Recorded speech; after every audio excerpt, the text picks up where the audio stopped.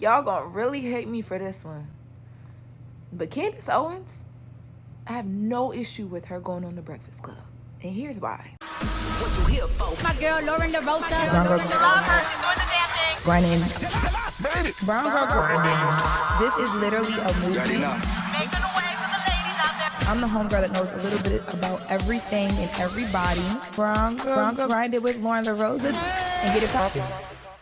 We cannot say that we want black media outlets and platforms to lead the narrative when it comes to us, like y'all be saying, and not allow black platforms the space and the ability to have conversations across the table. When I say across the table, I use this term a lot. I mean, even with the niggas we don't like. And my hair not done, so don't be coming for me with my little braid and my cap. Go buy the hat. Black women are fucking gorgeous. Bronco Grinder merch, period. But let's get back to sis. She invited to y'all barbecue. I think y'all just let her in y'all barbecue. Let's get on back. So the other day when Candace Owens was fired, right? I tweeted, y'all tripping. I really don't give two shits about Candace Owens. Y'all can go fight that battle for her alone as fuck. Alone as fuck. She's now going to learn one way or another, black is black. She's not black, she's OJ. Yeah, okay. Now in my adult age, there's like it's like an awakening of me realizing shit is not black and white, y'all. Especially politics, right? And I remember when Ice Cube went and met with Donald Trump. I was on TMZ Live. I was pissed. Let's call it exactly what it is now. I know when we talked about this before, there was a whole conversation about everybody should lay off of Ice Cube because you have to work with both sides to get anything done, and Trump's the person in power right now, and all that is good, and you should, figure a way to get things done regardless of who you have to deal with to a certain extent. But do you not see a pattern here of timing and everything on Trump's campaign behalf? And that's how I felt then.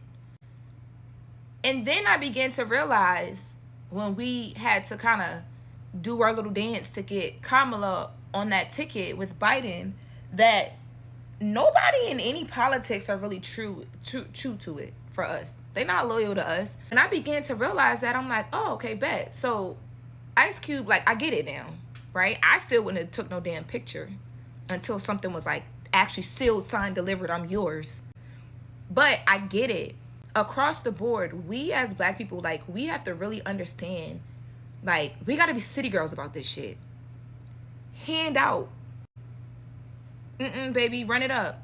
So for all of the people who are on here and y'all are upset, number one, that the Breakfast Club just had a conversation with Candace Owens, it's like, I hear y'all, but where are we getting if our media outlets cannot have a conversation? However, I do agree that there was a lot more to be had in that conversation. One of the things I realized about the conversation was I walked away liking Candace Owens. Y'all, I walked away like, what the fuck is going on here? Did this bitch just make me hold the fuck up? I was so confused. It was like literally like, I'm just like, oh my God, I fuck with this? And then I realized it's not that I fuck with her, because then it all started coming back to me. She did say that because of how Ahmaud Arbery was dressed, she did say that with George Floyd, and I started to think, no, I think what it is like, because this is a platform I trust, I removed all of that for a second and I allowed her a clean slate to just hear her.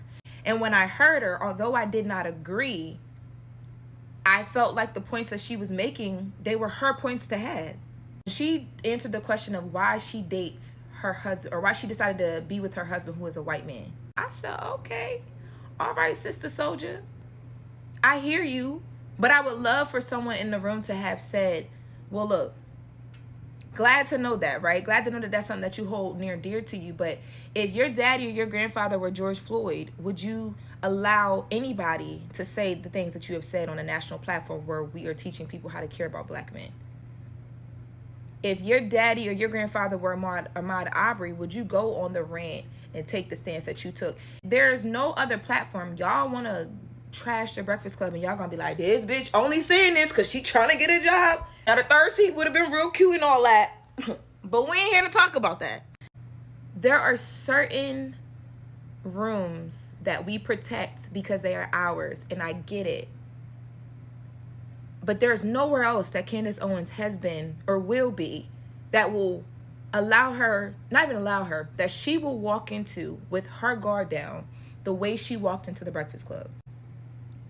And I know some of y'all are going to say, well, it's because she knew she could talk circles around them. I don't even think it's that.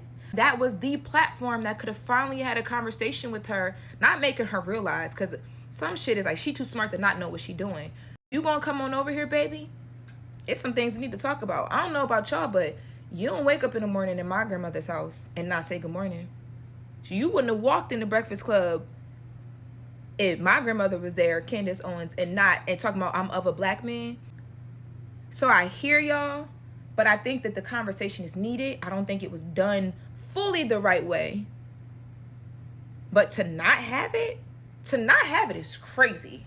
I don't care what y'all talking about. Even in that space, if she had been asked about a lot of the issues that we as a community have with sis, I think it would have been a fair shake at a conversation for her to really explain some shit.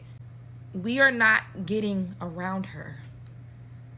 We try a lot to just like mute the noise and act like certain things aren't happening. But them other people on that other side, they're personifying narratives in a way that we are not going to get around. And what y'all are saying that it's dangerous having her on the platform and certain things when unfact checked or whatever. And I hear y'all on that.